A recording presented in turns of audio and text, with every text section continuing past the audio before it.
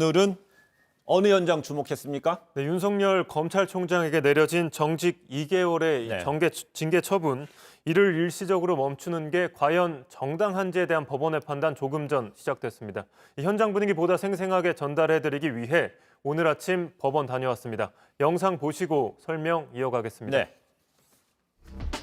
제가 지금 나와 있는 곳은 양재동에 있는 서울행정법원입니다. 추미애 법무부 장관과 윤석열 검찰총장, 이른바 추윤 갈등 아직 매듭지어지지 않았습니다. 증거에 입각해서 혐의와 양정을 정했습니다. 과반수가 되는 순간 가장 피청구인에게 유리한 그 양정을 정했습니다. 징계 절차 자체가 위법하고 부당한 절차이기 때문에 승복할 수 없다는 것이 기본 입장이니까요. 거기에 따른 대응을 하지 않을까 싶습니다.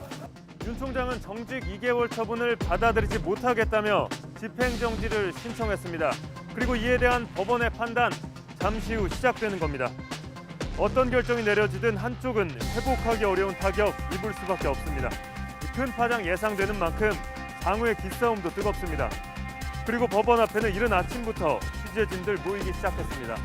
그런데 이 장면 어딘가 낯설지 않으실 겁니다.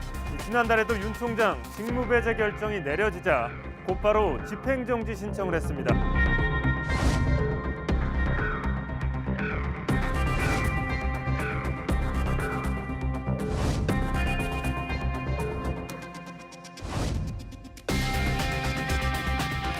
신속한 결정을 내려주신 사법부에 감사드립니다. 대한민국의 공직자로서 헌법 정신과 법치주의를 지키기 위하여 최선을 다할 것을 약속드립니다. 과연 이번에는 법원이 어떤 판단을 내리게 될지 이 스튜디오로 가서 보다 자세히 설명드리겠습니다. 네. 그런데 오늘 윤 총장 오늘 출석 안 했죠? 예, 윤 총장 오늘도 모습 드러내지 않았습니다. 이 지난달 직무배제 조치에 대한 신문 과정, 그리고 두 차례 열린 징계위 때도 마찬가지로 윤 총장 출석하지 않았습니다. 네. 윤 총장 측에선 이완규 변호사 등이, 법무부 측에선 이옥형 변호사 등이 참석했습니다. 근데 오늘 그 윤석열 총장 측에 그 변호사 그 신문에 들어가기 전에 취재진한테 한 말이 있죠? 예, 조금 전 들어온 소식입니다. 이 윤 총장 측 이서궁 변호사 취재진에게 감찰 과정과 징계위원회 심의 진행 과정 등 모든 절차에서 위법하고 중대한 하자가 있다. 이 징계 사유로 인정된 4개 혐의도 징계위의 막연한 추측과 가정에만 근거해 내려진 점, 이 중점적으로 부각할 계획이다. 이렇게 밝혔습니다. 그러니까 절차적인 문제 짚는다는 이야기고 또 징계 혐의에 대해서도 사실관계를 짚겠다는 내용인데요.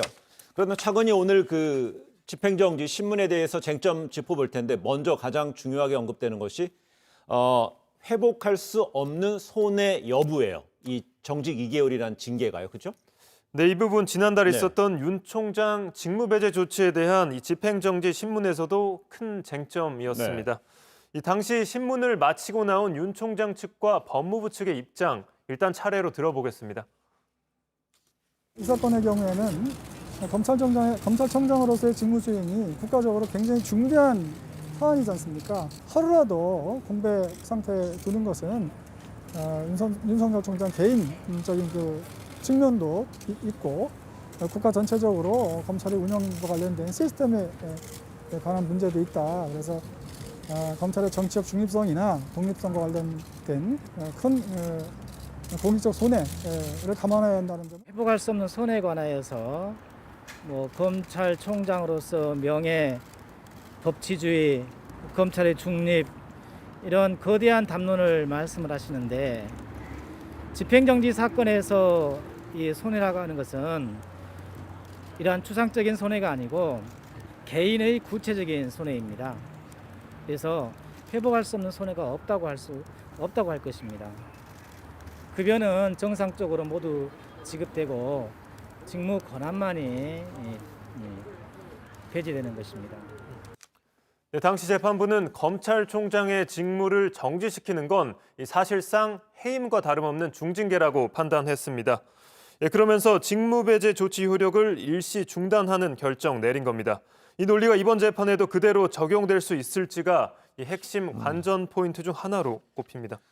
그럼 이번에 윤 총장 측하고 추 장관 측 이번엔 어떤 논리로 이 회복할 수 없는 손해 여부를 좀 주장할 거로 관측이 되나요? 네, 양측 입장 정리한 표 보면서 이 자세히 설명드리겠습니다.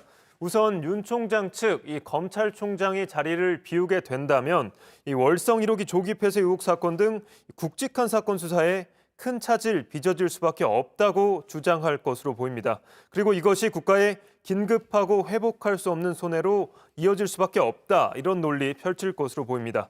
하지만 법무부 측 징계는 징계권자의 재량이란 논리 이렇게 맞설 것으로 예상이 됩니다. 근데 법무부에서는 윤 총장의 징계가 효력을 잃을 경우에는 공공복리에 중대한 영향을 줄 것이다 이렇게 주장을 하고 있잖아요. 네, 맞습니다. 네. 법무부는 의결이 끝난 징계 처분의 효력이 중단된다면 네. 이 공정성이라는 공공복리가 위협받게 된다는 주장 펼칠 것으로 보입니다. 이를 제기한 징계권자 다시 말해 대통령의 재량권이 침해될 수 있다는 겁니다.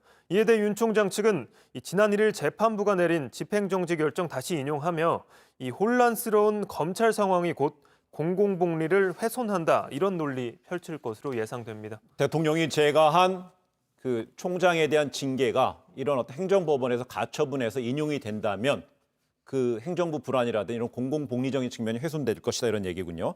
그런데 지난달 말이었잖아요. 직무 배제, 윤 총장에 대한 직무 배제에 대한 가처분 신청은 바로 다음 날 뭐 인용인지 기각 여부가 바로 나왔잖아요.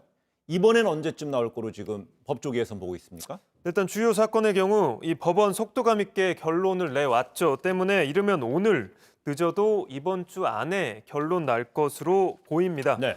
만약 법원이 인용 결정을 내리게 되면 윤 총장 즉시 직무복귀 가능합니다. 반대로 기각 결정 난다면 내년 2월까지 정직 상태 유지하며 이 징계 처분 취소 소송 등 본안 소송에 집중할 것으로 보입니다.